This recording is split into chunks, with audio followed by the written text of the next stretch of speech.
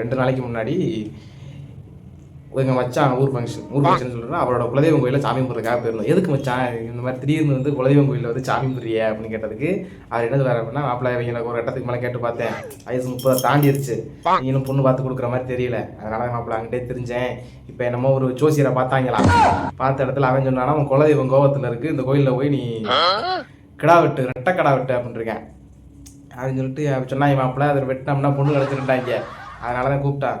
அவன் பார்த்தா போய் நாங்களும் போயிட்டு எதாவது பண்ணிட்டோம்னா சாமிங்கெல்லாம் கும்பிட்றதுக்காக உட்காந்துருக்கான். எல்லா சாமி கும்பிட்றதுக்கும் கிடா வெட்டுறதுக்காக ரெடியாக இருக்கான். இந்த ஆளுக்கு பொண்ணு கிடைக்கலைங்கிற வார்த்தை. இந்த ஆள் எப்படி தெரியுமா, ஒரு ஃபஸ்ட்டு ஆரம்பத்தில் பொண்ணு கலராக இருக்கணும் அப்படின்ட்டாங்க. அதுக்கப்புறம் நினச்சப்பட அப்படின்னா பொண்ணு படிச்சுருந்தா பொண்ணு பரவாயில்ல, படிக்கலாம் பரவாயில்ல, ஓரளவுக்கு மாநேரமாக இருந்தாலே போதும் அப்படிங்கிற மாதிரி இருந்தாப்புல. இப்போ ஒரு கட்டத்துக்கு மேலே 2 உள்ள தாயாக இருந்தாலும் பரவாயில்ல கொடுங்கடா அப்படின்றாப்புல. அப்பையும் அமையர். இப்போ பார்த்தீங்கன்னா பரவாயில்ல, கற்பப்பையே இல்லைனாலும் பரவாயில்ல, எனக்கு கட்டி கொடுங்கடா, எப்படி வாழ்க்கை போயிருமுடா அப்படிங்கிற கட்டாயத்தில் போயிட்டாப்புல. சரின்னு சொல்லிட்டு இவங்க சரி இப்படித்தான் சோதிக்கிறாங்க, போகிற இடத்துல பொண்ணு கொடுக்குறதான் சோதிக்கிறேன் அப்படின்னு பார்த்தா இந்த ஆள் ஆட்டுக்கடா தலை குளுக்கும்ல. இப்போ எலும்பா ஒரு 2 மணி நேரம் வச்சு இது பண்ணியிருப்பாங்க, தலை குளுக்கவே இல்லை. இந்த ஆள் என்ன பண்ணிவிட்டேன், இது குளுக்காதரா நான் போகிறேன்டா அப்படின்னு சொல்லிட்டு கிளம்பிட்டாப்புல. அப்புறம் ஒரு கட்டத்துக்கு மேலே எங்கேயாப்பா நீ மொட்டை அடிக்கலை, அதனாலதான் ஆடு தலையை குளுக்க மாட்டேங்க அப்படின்னு. ஐயோ அது குளுக்காததுக்கு ஏன் மொட்டை அடிக்கிறதுக்கே காரணம் அப்படின்னு சொல்ல.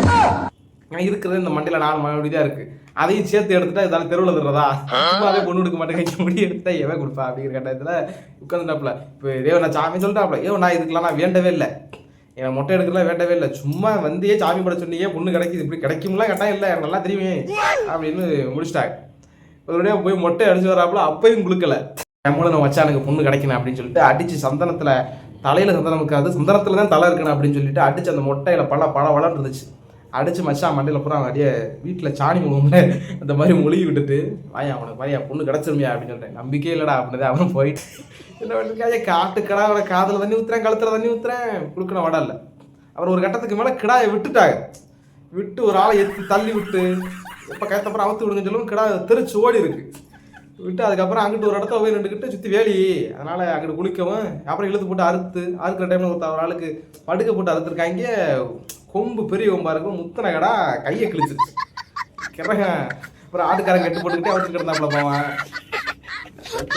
அவங்க ஒரு கட்டத்துக்கு வந்தாப்புல, பொண்ணு கிடைக்காது அவ்வளோதான் நான் போகிறேன் அப்படின்னு சொல்லிட்டு கிளம்பி என் கூட திருப்பி சென்னைக்கு வந்துட்டார். வாயா நான் டிக்கெட் போகிறேன்னு சொல்லி கூட்டி வந்துட்டு